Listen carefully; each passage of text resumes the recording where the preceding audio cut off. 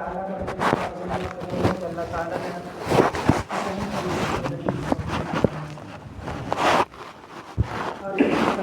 اللہ تعالیٰ نے ہمیں تھوڑی دیر دین کی خبر لے کر دین کی مجلس میں بیٹھنے کی فرمایا. دین کی مجلسوں کے بارے میں اللہ تعالیٰ کے بہت بڑے بڑے وعدے ہیں کہ ایسی مجلسوں کے اختتام پر اللہ تعالیٰ فرشتوں سے کہتے ہیں کہ اے فرشتوں تم گواہ ہو جاؤ کہ میں نے ان مجلس میں بیٹھنے والوں کی مغفرت فرما دی. حضرت عمر رضی اللہ عنہ جب ایسی مجلسوں میں بیٹھتے تھے تو مجلس کے اختتام پر فرماتے ہیں کہ سب سے زیادہ نیکی حاصل کرنے والا میں ہوں. تو صحابہ نے آپس میں ان سے پوچھا کہ وہ کس طرح. تو حضرت عمر رضی اللہ عنہ نے فرمایا کہ ایسی مجلسوں میں بیٹھنے والوں کے بارے میں اللہ تعالیٰ نے یہ وعدہ کر رکھا ہے کہ ان کی گناہوں کو میں نیکیوں سے بدل دیتا ہوں. اور زمانہ جاہلیت میں سب سے بڑا گناہ گار تھا تو میرے تمام گناہوں کو نیکیوں سے بدل دیا گیا. تو اس اعتبار سے میں سب سے زیادہ نیکی حاصل کرنے والا ہوں. تو ان کو اتنا یقین تھا کہ انہوں نے اس مجلس میں بیٹھنے کی فضیلت کو سمجھا تھا. اور جس مجلس میں اللہ کا ذکر ہوتا ہے اللہ تعالیٰ ایسی مجلس والوں کی مغفرت فرما دیتے ہیں. اللہ تعالیٰ ہمیں بھی بار بار بیٹھنے کی توفیق عطا فرمائے. صحابہ کرام رضوان اللہ علیہ مجمعین نے نبی کریم صلی اللہ علیہ وسلم کی صحبت میں رہ کر بہت ساری صفات حاصل کی تھیں. اگر ان تمام صفات میں سے ہمارے اندر 6 صفات آ جائیں تو ہمارا دین پر چلنا آسان ہو جائے. یعنی جس طریقے سے صحابہ کرام رضوان اللہ علیہ مجمعین نے آپ صلی اللہ علیہ وسلم کی اتباع کی اسی طریقے سے ہم بھی اتباع کرنے والے بن جائیں تو ہمارا بھی دین پر چلنا آسان ہو جائے. کیونکہ دنیا میں جتنے بھی انسان ہیں ان تمام کی کامیابی اللہ تعالیٰ نے اپنے مبارک دین میں رکھی ہے. یعنی جس کی زندگی میں جتنا دین ہوگا اور اللہ تعالیٰ کا حکم اور نبی کریم صلی اللہ علیہ وسلم کا طریقہ ہوگا تو اللہ تعالیٰ اسے اس دنیا میں بھی کامیاب فرمائیں گے اور اس دنیا سے چلے جانے کے بعد آخرت میں بھی کامیاب فرمائیں گے. اور جس کی زندگی میں دین نہیں ہوگا چاہے دنیا کے کتنے بھی اسباب موجود ہوں عیش و آرائش کے تمام سامان موجود ہوں لیکن اللہ تعالیٰ کے اس کی کامیابی سے کوئی وعدے نہیں ہے. اگر ہمیں اللہ تعالیٰ کی ذات سے اور اللہ کی قدرت سے فائدہ اٹھانا ہے تو ہمیں اپنے اندر سے اسباب کا یقین نکالنا ہوگا. کیونکہ اللہ تعالیٰ کے جو وعدے ہیں وہ اسباب پر نہیں ہیں بلکہ اعمال پر ہیں. یعنی اگر ہمارے اندر اللہ کا حکم اور نبی کریم صلی اللہ علیہ وسلم کا طریقہ ہوگا تبھی ہم اللہ تعالیٰ کی ذات سے فائدہ اٹھا سکتے ہیں. اللہ تعالیٰ کامیابی کے نقشے میں رکھتے ہوئے بھی ہمیں اللہ تعالیٰ ناکامی کے نقشے میں رکھتے ہوئے بھی ہمیں کامیاب فرما سکتے ہیں. اور جس کی زندگی میں دین نہیں ہوگا اگر اس کے پاس تمام اسباب موجود ہوں اس کے باوجود اللہ تعالیٰ انہیں ناکام فرمائیں گے. جس طریقے سے اللہ تعالیٰ نے ناکام فرما کر دکھایا. جب بڑے بڑے بادشاہ گزرے ہیں نمرود شداد فرعون کیسر و کسرا ان تمام کو اللہ نے ناکام فرمایا کیونکہ ان کی زندگی میں دین نہیں تھا. اور صحابہ کرام رضوان اللہ علیہ مجمعین جو خستہ حال تھے تنگ دست تھے دنیاوی اعتبار سے ان کے پاس اتنے آشائش کے سامان موجود نہیں تھے لیکن ان کی زندگی میں دین تھا تو اللہ تعالیٰ نے انہیں اس دنیا میں بھی کامیاب فرمایا اور آخرت کو بھی کامیابی کا پروانہ دے دیا. رضی اللہ عنہم ورضوا عنہ قرآن میں جگہ جگہ فرمایا اور آپ صلی اللہ علیہ وسلم نے بھی انہیں پروانہ دے دیا کہ تمام لوگ کامیاب ہو گئے کیونکہ انہوں نے اللہ کے حکموں کو اور نبی کریم صلی اللہ علیہ وسلم کے طریقوں کو اپنے زندگی میں اتارا تھا. تو آج بھی ہمیں بھی اسی ایمان کو حاصل کرنے کے لیے اپنے اندر کچھ صفات لانی ضروری ہے تبھی ہم بھی کامیاب ہو سکتے ہیں. ان میں سب سے پہلی جو صفت ہے وہ ایمان کی صفت ہے.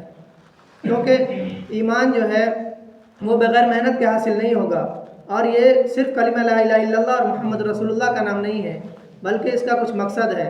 اللہ نے اس کے ذریعے ہم سے کچھ مطالبہ کیا ہے کہ اگر ہم بھی ان مطالبوں پر عمل کر لیں تو ہماری بھی زندگیاں تبدیل ہو سکتی ہیں اور ہم بھی دونوں جہان میں کامیاب ہو جائیں گے. ایمان کا مقصد یہ ہے کہ ہمارے زندگی میں جو ہمارا بگڑا ہوا یقین ہے وہ ہمارا یقین کس طرح درست ہو جائے. کیونکہ تمام چیزوں کا مالک جو ہے اللہ ہے اس کا یقین ہمارے دلوں میں آ جائے. ہم جو بھی ظاہر میں ہوتا ہوا دیکھتے ہیں ہم اس کی نفی کر دیں اور اس میں ہمارا یہ یقین ہو کہ جو بھی چیز ہو رہا ہے اس میں اللہ کے حکم کا دخل ہے. اللہ کے حکم کے بغیر ایک پتا بھی نہیں ہل سکتا. اور اللہ تعالیٰ تمام چیزوں کے باوجود اللہ تعالیٰ تمام چیزوں کے بغیر ہر چیز کرنے پر قادر ہے اور اللہ کے بغیر کچھ بھی نہیں کر سکتا. اس بات کا یقین ہمارے دلوں میں آ جائے. کیونکہ آپ صلی اللہ علیہ وسلم نے فرما دیا لا يدخل الجنة الا المؤمنون کہ جنت میں صرف اور صرف جنت ایمان والے داخل ہوں گے.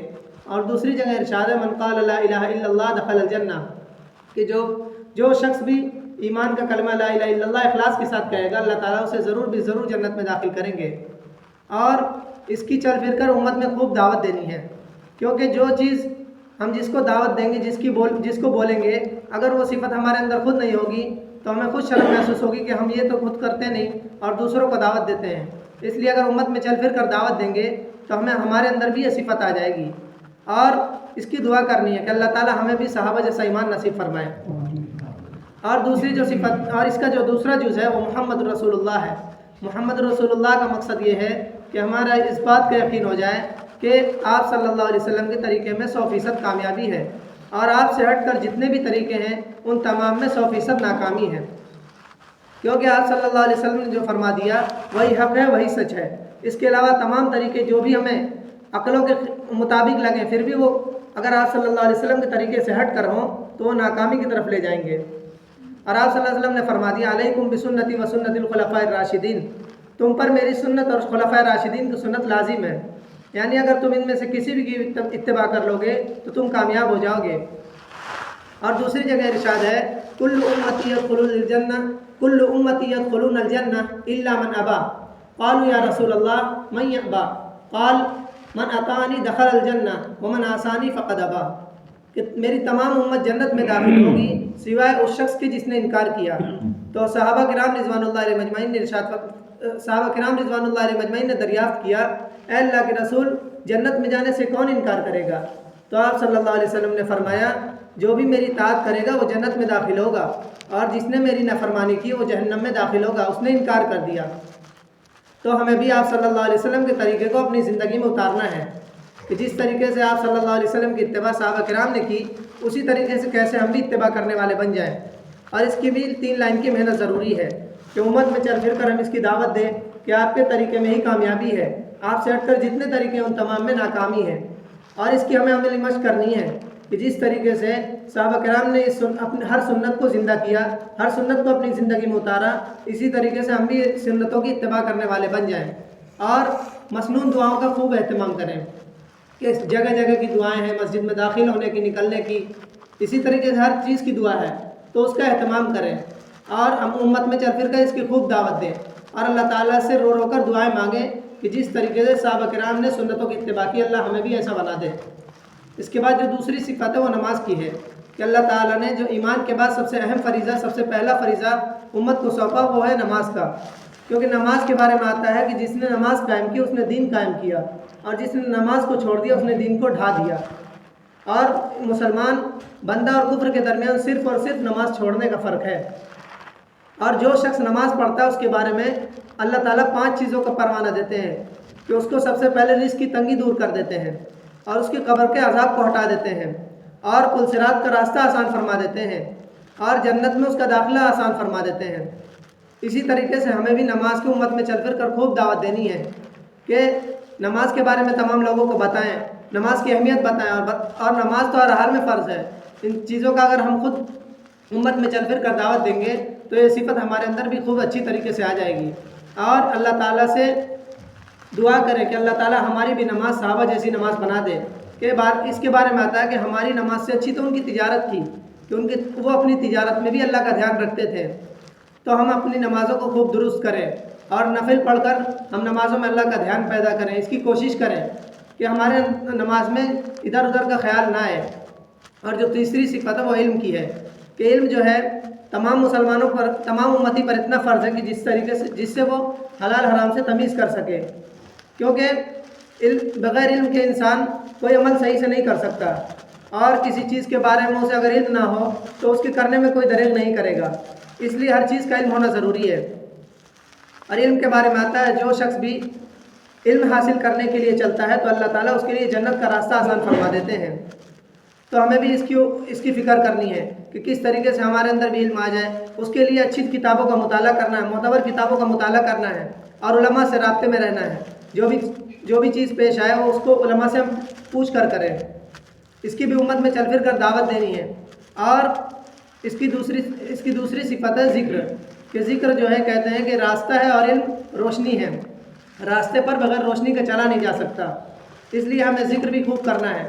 اور ذاکر اس شخص کو کہتے ہیں کہ جو شخص ہر وقت اللہ کا دھیان رکھے کہ مجھے اللہ دیکھ رہا ہے، کیونکہ جس کو اللہ کا دھیان رہے گا وہ کسی غلط کام میں نہیں پڑے گا۔ اور صحابہ کرام رضوان اللہ علیہ مجمعین بھی تجارت میں بھی ذکر کیا کرتے تھے، ہر حال میں اللہ کا ذکر کرنا ہے، کیونکہ جنتی کو کسی گھڑی کا افسوس نہیں ہوگا سوائے اس گھڑی کے جو اس نے دنیا میں غفلت کے ساتھ گزاری ہوگی۔ اس لیے ہمیں خوب ذکر کرنا ہے اور امت میں چل کر اس کی بھی خوب دعوت دینی ہے، اور دعا کے ذریعے اللہ تعالیٰ سے ذکر کی حقیقت کو مانگنا ہے۔ اور چوتھی جو صفت ہے وہ اکرام مسلم کی ہے کہ ہم کس طریقے سے اپنے حقوق کی رعایت کرتے ہوئے دوسرے بھائیوں کی حقوق کو ادا کرنے والے بن جائیں، کیونکہ اکرام کے بارے میں آتا ہے کہ جس نے ہمارے بڑوں کا اکرام کیا اور چھوٹوں پر شفقت کیا وہ ہم میں سے ہے، جس نے ہمارے بڑوں کا اکرام نہیں کیا اور ہمارے چھوٹوں پر شفقت نہیں کیا وہ ہم میں سے نہیں ہے۔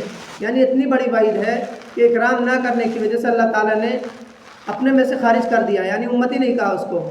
اس لیے ہمیں بھی خوب اکرام کرنا ہے تمام لوگوں کا، اور تمام لوگوں کے حقوق کو ادا کرنا ہے، اس کی فکر کرنی ہے۔ اور پانچویں جو صفت ہے اخلاص کی ہے کہ کوئی بھی عمل بغیر اللہ کی رضا، بغیر اللہ کے لیے کیے ہوئے قبول نہیں ہو سکتا۔ جو بھی عمل کریں ہمارے اندر اخلاص ہونا چاہیے، یعنی کسی ریاکاری کا اندیشہ نہیں ہونا چاہیے کہ ہم کسی کو دکھانے کے لیے کریں، ایسا کچھ نہیں ہونا چاہیے، بلکہ اللہ کی رضا کے لیے کریں جو بھی عمل کریں۔ اگر ہم کسی عمل میں چھوٹے سے چھوٹا عمل ہو، اگر اللہ کا اس میں اخلاص ہو، اللہ کے لیے کریں ہم، تو اس عمل میں جان پیدا ہو جائے گی اور اللہ تعالیٰ اس عمل کو قبول کریں گے۔ اور اگر بڑے سے بڑا عمل کریں اگر اس کے اندر اخلاص نہ ہو تو اللہ تعالیٰ کا اس پر کوئی وعدہ نہیں ہے، بلکہ وہ جہنم میں لے جانے کا سبب ہوگا۔ اور اللہ تعالیٰ قیامت کے دن فرمائیں گے کہ جس کے لیے تو نے عمل کیا تھا اسی سے جا کر اپنا ثواب لے لے، اور کوئی ثواب دے نہیں سکتا۔ اس دن تو ایک نیکی کا ہر ایک محتاج ہوگا۔ بندہ اپنے ماں کو باپ کو بھول جائے گا، کوئی اگر ماں باپ اگر مانگنے آ جائے تو نیکی اس کو بھی نہیں دے گا، اتنی نیکی کی قیمت ہوگی وہاں پہ۔ اس لیے ہمیں جو بھی عمل کریں وہ اللہ کی رضا کے لیے کریں، اور ان تمام صفات کو اپنے اندر لانے کے لیے ہمیں اللہ کے راستے میں نکلنا ہوگا، کیونکہ اللہ کے راستے کے خروج کے بغیر ہم اس کام کو سمجھ نہیں سکتے ہیں، اور اس دنیا کی مشغولیوں میں رہتے ہوئے ہم اتنا وقت نہیں دے پاتے کہ ہم اپنی اصلاح کر سکیں، اپنی نمازوں کی اصلاح کر سکیں، یا اپنے جو چیز ہمیں معلوم نہیں اس کو پوچھ سکیں۔ اتنا وقت بہت کم ملتا ہے، اس لیے اپنے وقت کو فارغ کر کے اللہ کے راستے میں نکلنا ہے۔ تمام لوگ تیار ہیں انشاءاللہ؟ انشاءاللہ۔ آج سے جماعت جا رہی ہے۔